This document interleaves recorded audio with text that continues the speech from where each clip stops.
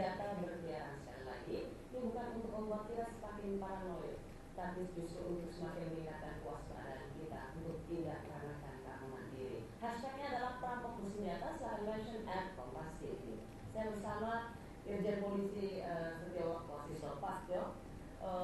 Sebelum saya kembali ke Anda, saya ingin mengingatkan kembali apa yang terjadi tahun lalu persis di kurun waktu yang sama. Tidak saja warga sipil yang bisa menjadi korban aksi sadis para begal atau para perampok bersenjata. Polisi yang sedang patroli pun tidak lepas dari incaran mereka yang bisa berujung maut. Inilah kisah.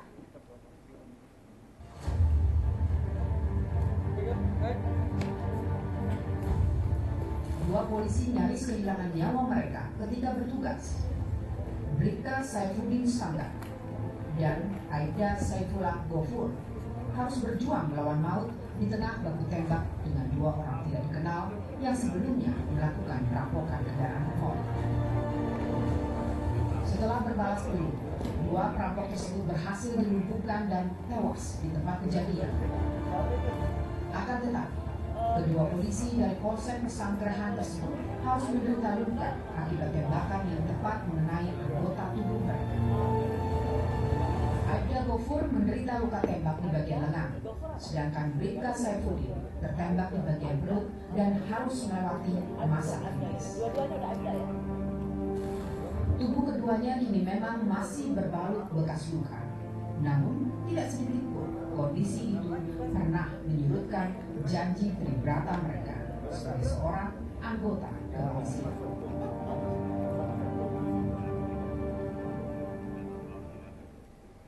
Malam hari ini saya sudah bersama Aida Saifuddin Sanggar dan Aida Saifullah Gofur.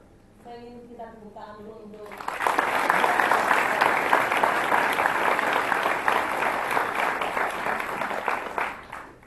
dua anggota Polri ini begitu heroik, bagaimana sedang melakukan satu patroli dan ada upaya perampokan motor dan kemudian ada mengejar.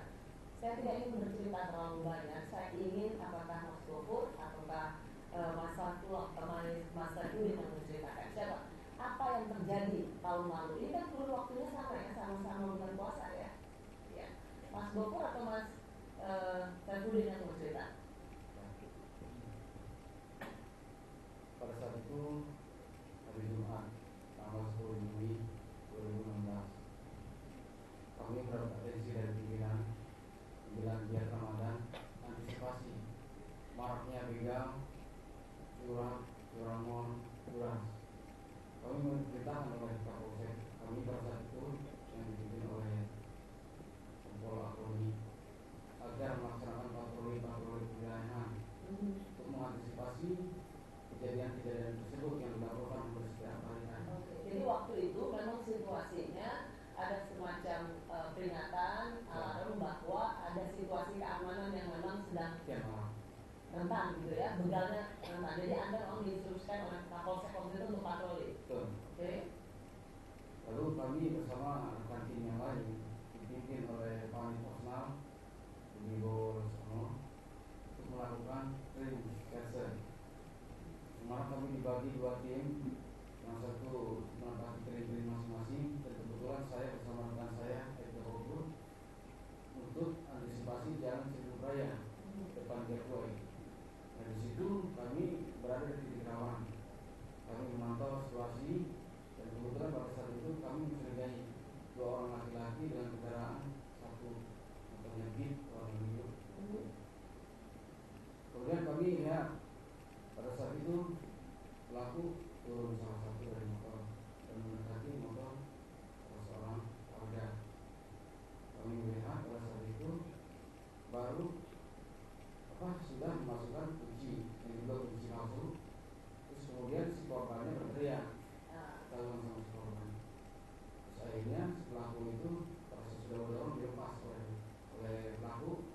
Terus akhirnya pelaku kabur. Jadi ini Anda melihat juga korbannya ada ya, dan dia memang rela aja motornya dirampas, dia rela aja ya. Karena kami menginginkan tertangkap tangan tuh. Karena dengan tertangkap tangan pelaku tidak akan bisa menang. Barang bukti ada, alat bukti ada. Oke. Lalu pelakunya kabur nih. Kabur. Lalu saya bersama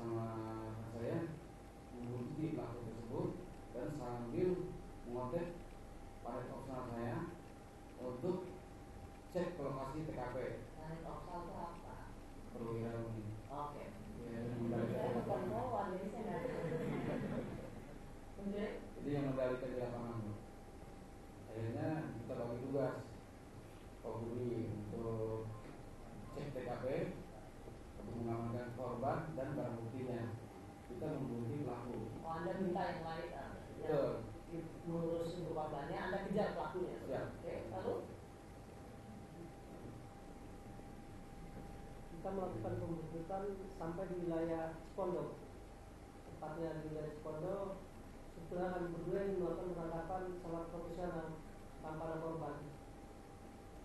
Setelah kita berhentikan senjata, saya polisi,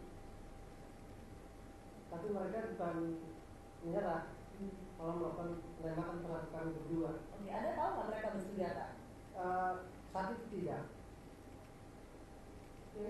Jadi ketika Anda menyerahkan kami polisi, justru dia mengajukan Dia mengarahkan senpinya ke arah kita berdua.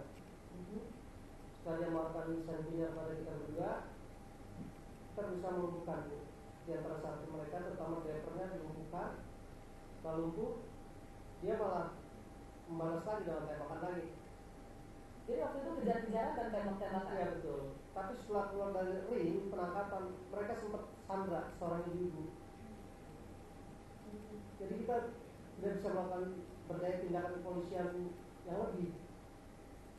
Setelah sandra dilepas, kita berdua merasa saudara Saifuddin saat itu sudah mengalami luka tembak. Tapi tetap kita berdua masih melakukan pengejaran. Dan dia berhasil mengambil seorang sandra lagi, seorang bapak. Sampai proses sampai setengah jam kita melakukan, dan kita ditembak sama mereka. Kita berdua tidak bisa membalas karena kondisi ada warga sipil di sini. Jadi mereka sempat menyandra dua warga sipil, satu ibu-ibu dan kemudian satu orang pria. Betul. Dan pada waktu itu sebenarnya dalam ketika ada baku tembak antara polisi dan perampok itu atau begal itu, Mas Saifuddin sendiri sudah tertembak. Pada saat itu karena kondisi baku tembak itu awalnya sih tidak ketahuan dulu. Sudah tertembak apa? Dia terasa saya kena gitu. Oh, Anda sudah tertembak tapi Anda nggak merasa. Saya tidak terasa. Dia pada saat dia melakukan perlawanan itu, tadi kita balas menembak. Waktu berhasil kita lumpuhkan, kemudian yang salah satu berhasil melarikan diri ke keluarga. Terus akhirnya yaitu menyandra ibu-ibu, terus dijaga seorang bapak-bapak. Nah pada saat menyandra seorang bapak-bapak itu Anda hanya berdua aja tuh. betul. Terus Dia bebas, pelaku bebas melakukan penembakan terhadap kita, tapi kita polisi tidak berdaya karena ada sandra. Jadi mereka bisa dor Iya. kapanpun.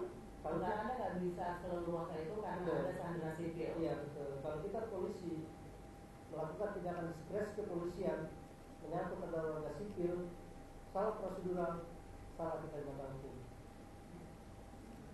Sampai sandra itu terlepas dari mereka, baru kita melakukan penyerangan secara rutin.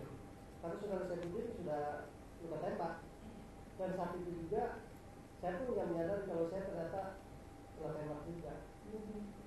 Kalau dia sampai gimana tuh ceritanya, dia bisa sandra satu ibu lepas lagi dan kemudian dia bisa dapat satu warga sipil sandra itu gimana ceritanya? pertama dia menyandra ibu-ibu karena melihat kita masih posisi mengejar dia panik, dia lepas lagi ibu-ibu itu. Saya jadi berlari ke arah pendopo. Setelah itu dia menyandra seorang laki-laki. Karena Anda semakin dekat. Ya, kita tidak berani melawan mengeluarkan tembakan karena situasinya itu ramai. Rame itu karena orang nonton itu. Iya betul. Lalu lawan kendaraan. Dikhawatirkan kalau kita proses. Bisa salah, salah. Akhirnya kita berhasil melakukan pelaku pada saat Tekan. peluru pelaku itu habis dan sandra melepaskan pegangan si pelaku, belakang aja pelaku terjatuh dari situ tidak berhubungan. Baru lupakan. Ketika mereka sempat menyandra dua kali peristiwa penyanderaan itu, sempat ada negosiasi ya? Tidak ada. Dia begitu leluasa menembak kita. Jadi itu benar-benar drama baku tembak Nyata. Mereka bisa leluasa menembakin Anda tidak bisa leluasa karena dia sedang menyandra warga sipil. Dan peristiwa itu bisa dilumpuhkan ketika dia sendiri sudah kehabisan peluru. Dan sandra terlepas dari tersangka. Anda masih tetap berusaha melumpuhkan meskipun Anda kena tembak. Ya, karena saya ditembak waktu itu.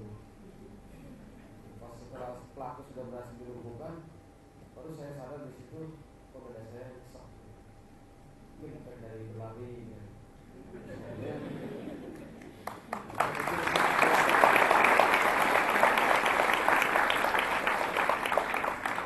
Sorry, ini ada foto, ini mungkin bisa diulang sekali lagi. Jadi Anda tertembak di bagian mana? Bawah dada terus, Jadi lambung. pas lambung itu. Itu sebenarnya cukup ini ya, cukup vital ya Pak Sil ya. Dan tapi Anda nggak rasa, hajar aja terus. Iya. Bagaimana caranya supaya pelaku itu menang? Ada berapa pelakunya? 2. Dua. Jadi 2 lawan 2 ya, 2 nih ya. Nah, Anda ditembak di situ persis di bawah dada, baru Anda menyadari semuanya udah berdarah. Pada saat ketahuannya ya sudah berdarah dan penglihatan saya sudah mulai hilang. Lalu saya minta tolong ke rekan saya, rekan saya ke rumah sakit. Di situ udah mulai nggak kuat saya. Jadi dulu bantu dengan olahraga. Anda sampai apa yang terjadi pada Anda? Apa yang terjadi kemudian pada Anda akibat Saya sudah tembakan? tidak sadar. Ya. Lalu apa yang terjadi dengan ginjal Anda? Lambung robek, hati tersayat, terus terakhir menyerang di ginjal. Anda kehilangan ginjal Anda. Betul, Akibat tembakan itu Anda kehilangan ginjal Anda. betul. Dan bagaimana Anda bisa survive sekarang? Dan sekarang saya berusaha, ini udah perjalanan hidup saya. Jadi saya anggap itu akhir. Saya ikhlas, itu merupakan resiko dari jalan hidup saya. Anda sempat ada upaya transplant ginjal? Iya, Tidak. Jadi Anda recovery mengikuti proses itu aja. ya. Tapi ginjal utuh. Ginjal pecah, Bu. Salah satu. Jadi tinggal satu. Iya, biasa. Jadi Anda duduk depan saya ini terlihat sehat, sesungguhnya ginjal Anda tinggal satu.